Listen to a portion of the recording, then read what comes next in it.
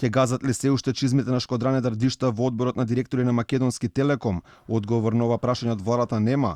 Таа токму како владин предлог е на оваа позиција, вниманието во јавноста го привлече со објава на Facebook, која беше сватена како закана за нова војна ако Дуи замине во опозиција. Додека од Илинденска молчат, се огласи обвинителството за пораката на Дардишта која гласи: се уште ги имаме чизмите на таван во старата куќа, за час ги вадиме белите патики, ние не сме сираци, ние сме никнале после војна, не играјте со оган затоа што на крај сами ќе се изгорите во него. Од Ојо за Алфа велат го следеле случајот. Јавното обвинителство ги следи информациите и ќе ги испита сите околности во врска со објавата, доколку бидат утврдени елементи на кривично дело кое се гони по службена должност, јавното обвинителство ќе постапи согласно своите надлежности. Инаку Македонски Телеком преку соопштение се огласи за овие зборови на Дардишта, велат тоа било нејзин приватен став, повикувајќи ја владата да реагира.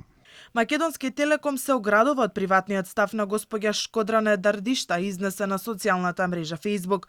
Го осудуваме ваквиот личен став и наскоро очекуваме реакција од владата, која ја постави госпоѓа Дардишта како независен член на одборот на директори на Македонски Телеком.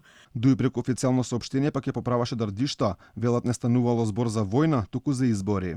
Госпогица Дардишта зборуваше за изборни битки, а не за војна. Таа сакаше да каже дека Дуи е подготвена да се соочи на изборниот терен кога тоа ќе го посакаат опозицијските партии.